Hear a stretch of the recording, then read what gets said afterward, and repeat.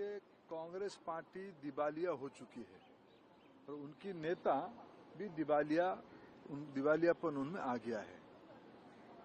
आज हमने सुना कांग्रेस पार्टी फिर एक बार झूठ की सहारा लिया है। उन्होंने कहा है कि मोदी सरकार ओबीसी के लिए कुछ नहीं किया। आजादी के उपरांत पहली बार एक ओबीसी के नेतृत्व में पिछले 11 साल से भारत की सेवा की जा रही है। उस पर कांग्रेस पार्टी की बहुत बड़ी दिक्कत उनको हो रही है। उन्होंने एक एक विषय को लेके मंडल कमीशन को विरोध सबसे ज्यादा किसी ने किया तो राहुल गांधी जी की स्वर्गीय पिता श्री राजीव गांधी जी ने किया।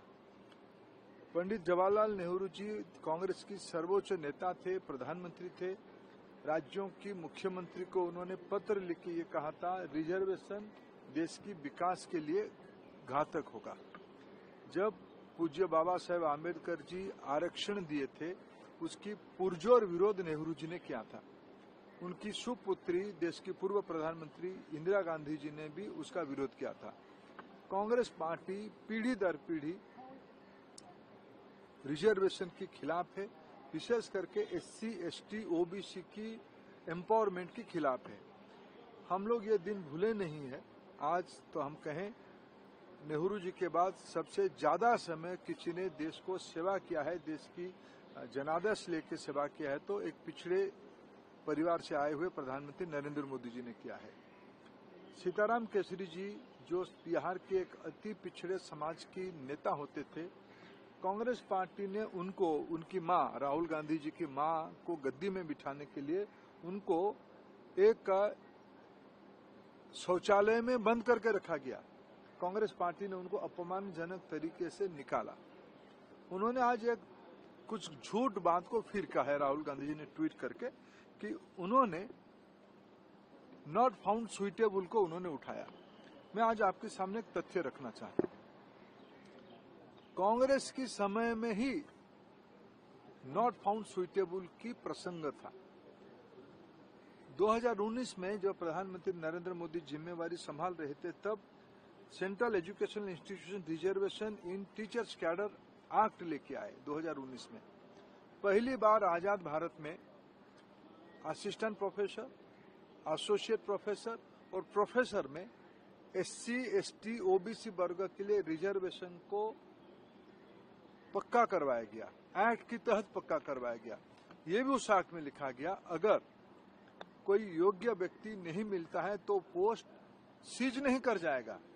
अगर वो पोस्ट एससी, एसटी, ओबीसी वर्ग के लिए उद्दिष्ट है, अगर उसमें किसी भी कारण से व्यक्ति नहीं मिलते हैं, तब वो लैप्स नहीं करेगा। कांग्रेस के रिजिम में पूरी इस प्रकार की पोस्ट को खिलवाड़ करके एक बार एक नाटकीय ढंग से इंटरव्यू करके योग्य व्यक्ति ना मिलने की बहाना पे नॉट फाउंड सुइटेबल कैटेगरी दिखा के उसको सीज कर देते थे।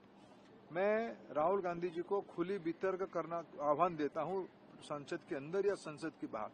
वो बताए उनकी कार्यकाल में कितने नॉट फाउंड सुइटेबल कैटेगरी करके उसको जनरल में परिवर्तित किया गया है, और मोदी जी के कार्यकाल में 2019 के बाद कितने नॉट फाउंड सुइटेबल करके उसको जनरल में परिवर्तित किया गया। एक भी परिवर्तित नहीं हुई है। मैं और एक तथ्य आपके सामने रखूं। उन्होंने कहा कि सेंट्रल इंस्टीट्यूशंस में पद रिक्त है। मैं एक तथ्य जिम्मेवारी के साथ आपके माध्यम से देश के सामने रखना चाहता हूं। 2014 में कुल मिला के उच्च शिक्षण संस्थान में 16,217 टीचिंग पोस्ट होते थे, जो अभी बढ़ के 2025 में वो बढ़ के 18,951 हो गया। पिछले 10 साल के अंदर हम लोगों ने 2,000 पोस्ट और नया बनाए। उस 16,000 पोस्ट 2014 की 16,217 पोस्ट में से लगभग 37% पोस्ट वैकेंट था। आज पोस्ट बढ़ी है। 2025 में 18,951, लगभग 19,000 पोस्ट हुई है। उस 19,000 पोस्ट में से वैकेंसी 37% से घट के 25% हो गई है। यानी हम पोस्ट ज्यादा बढ़ाए और वैकेंसी भी घटाए, ज्यादा लोगों को नियुक्ति किए। SC/ST रिजर्वेशन में आज 8,150 SC/ST OBC वर्ग के लोगों को नियुक्ति किया गया है। SC वर्ग में लगभग 13% नियुक्ति किया, आज पोस्ट भरे 15 में से 13% पोस्ट भरा हुआ है।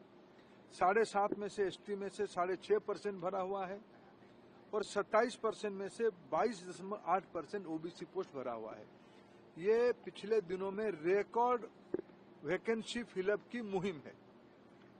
कांग्रेस पार्टी OBC विरोधी है, SC/ST विरोधी है, वंचित वर्गों की विरोधी है। अपने झूठ को छुपाने के लिए जिन्होंने OBCयों को अपमानित किया है, जिन्होंने केवल झूठ की राजनीति किए हैं, उनको ये सत्य को सामना करना मुश्किल हो रहा है। ठीक है।